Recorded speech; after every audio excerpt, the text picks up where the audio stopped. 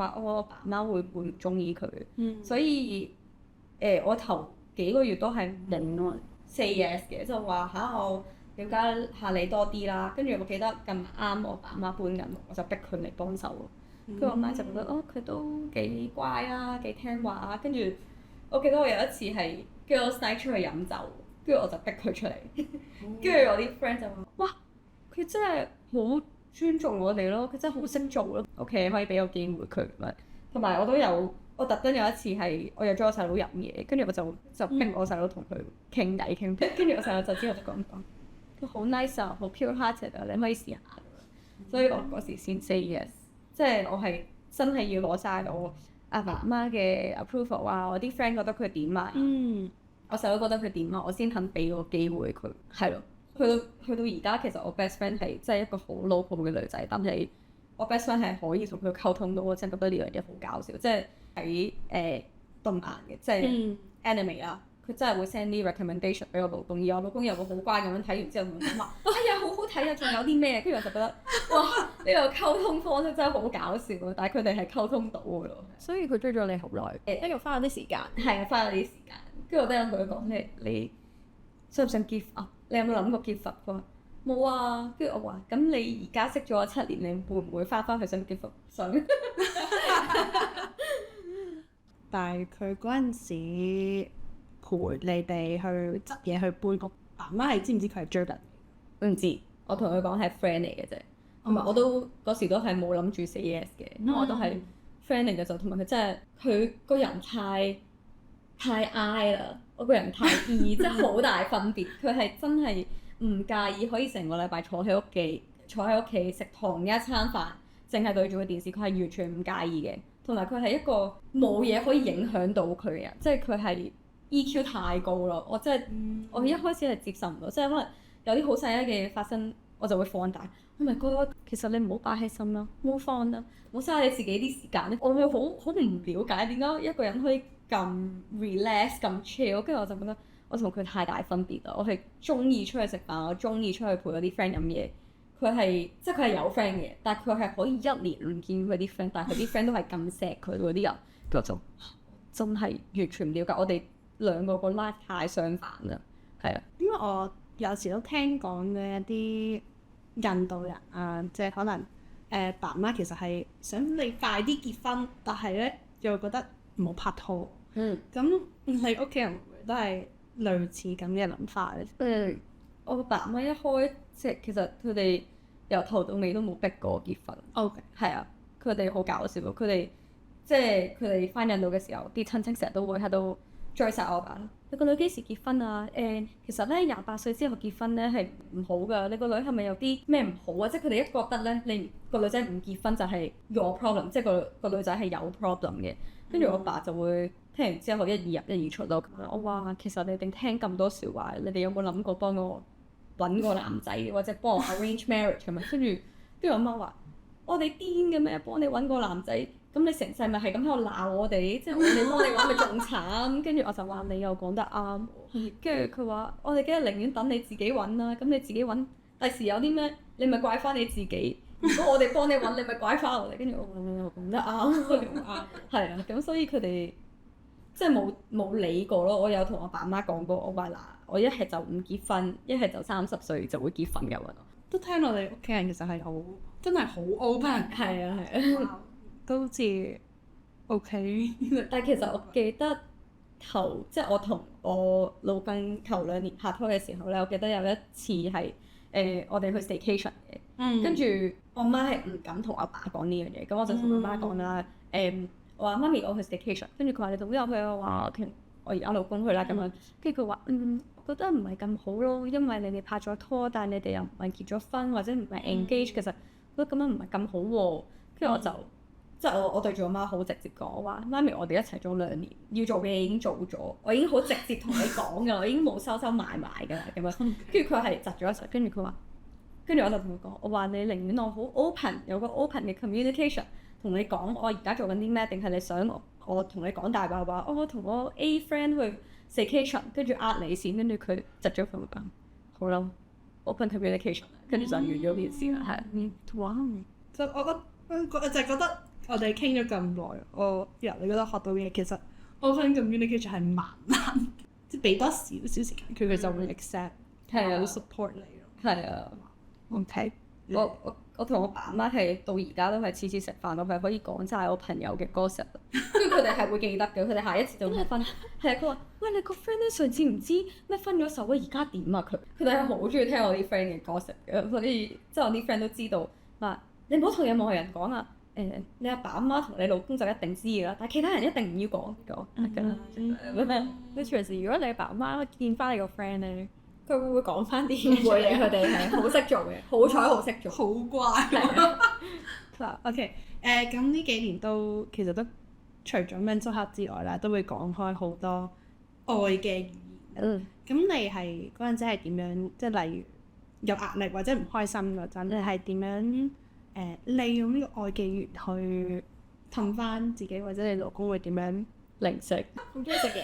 我係好中意食嘅，即係佢好多時見到我唔開心或者咩，佢會買啲donut啊，或者買啲嘢食俾令到我開心啲。但係我嬲嘅時候，我係唔想講嘢咯，即係我會想停一停，冷靜咗先。因為我之前係好火爆嘅，即係有一咩唔開心啊，或者我就會即刻發泄出嚟，即係一係就同屋企人講啊，當我屋企人係 punching bag 啊。但係我識咗我老公之後，我係發現其實有好多嘢咧，真係你嬲嗰個人，嗰個人都唔知你嬲緊，同埋嗰個人係完全冇嘢嘅喎。咁你就係嘥緊你自己嘅 emotion，嘥緊你自己嘅 energy，你嬲嗰個人。咁其實你 at the end of the day 淨係影響緊你自己。嗰個人係冇事，嗰個人都唔知你嬲，或者佢知你嬲，佢都唔理。咁點解你要嘥咁多 energy 落自己度咧？或者你做乜喺度 affect 緊你自己？呢樣嘢係我老公頭一兩年教完我之後，係我個人真係放鬆咗好多。即係佢係講好多道理嘅嘢，有時我聽唔入耳嘢，我會鬧翻佢，但係我會冷靜啲反省一下，其實係嘅。同埋我覺得男仔又好似好多嘢都會好容易地放低咯，即係我成日都唔明點解佢哋好似冇乜 drama 咁，係咪因為我哋女仔太多 drama？我真係唔明。可能心理因素都有影響嘅。我想我自己早啲學識呢個 mindset。我都用咗好耐，都係因為佢我先學識嘅，係。我都係好後先學識呢樣嘢。以前有啲咩事都會覺得嬲咗先啦，跟住就自己可能噏住成日啊咁樣，但係其實真係嘥時間咯。覺得呢樣嘢係啊，如果我可以早啲學識就好，都要同你老公傾下偈，spread 呢一個正面嘅信息出去。佢有好多時我 stress 關於翻工啊或者咩，佢話呢一刻可以做到啲咩？即係你呢一刻坐喺 sofa stress 緊。你係咪可以而家解決問題？我話唔係啊，要等到聽日。跟住佢話：咁你咪聽朝先開始 stress 咯。你而家坐喺度 stress 做乜嘢啫？跟住我話：你又講得啊，即係咁你覺得你由你老公即係咁樣聽起嚟，好似你老公都係幫到你去放鬆啦，又教你點樣 improve 你個 mental health 咁樣。咁你覺得你哋一齊咗咁多年，最難學係咩咧？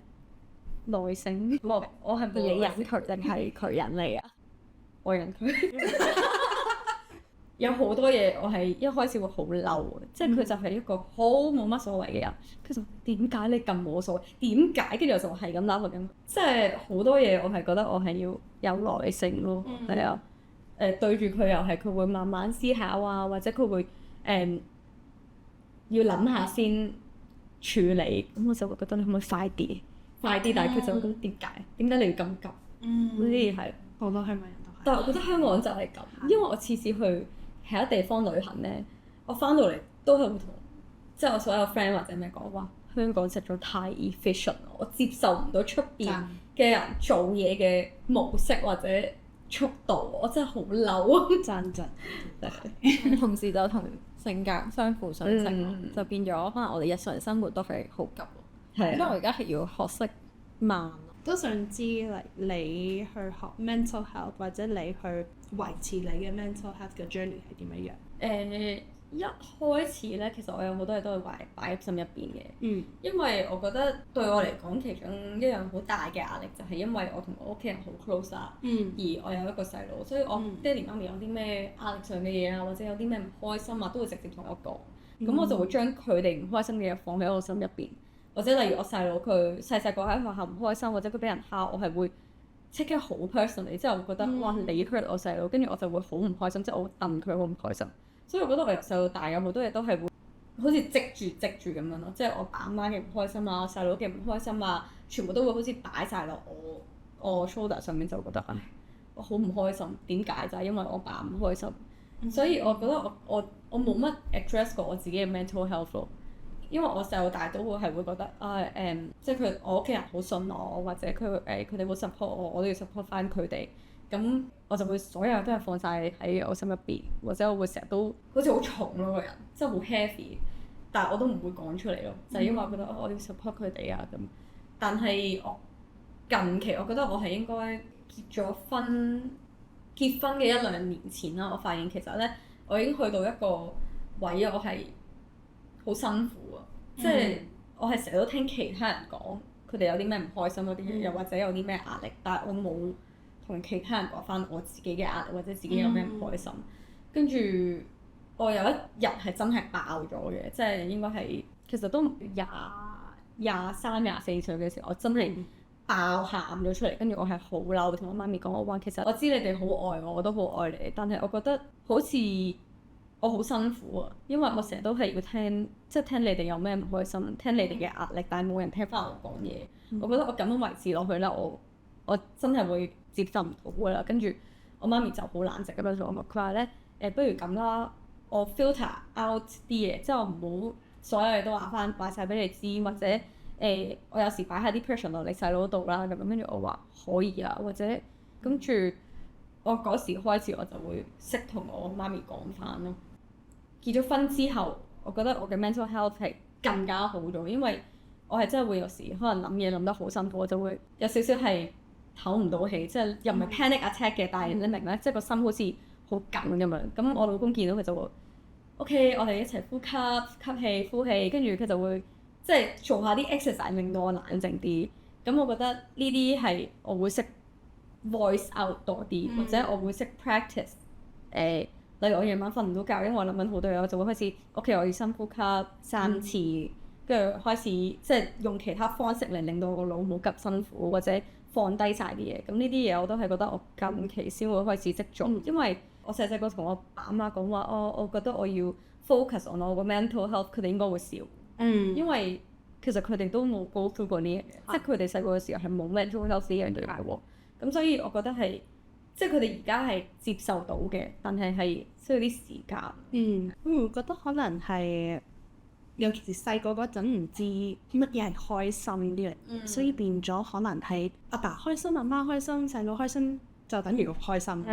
會唔會係有啲咁樣嘅情況，所以就有時係令唔到自己開心，或者揾唔到自己嘅開心？我覺得我好多時我嘅開心都係嚟自佢哋嘅。即係我爸今日好開心，我就好開心咁樣咯。但係我近期係發現其實佢哋都即係我係需要 voice out 咯，唔好再擺喺個心入邊咯。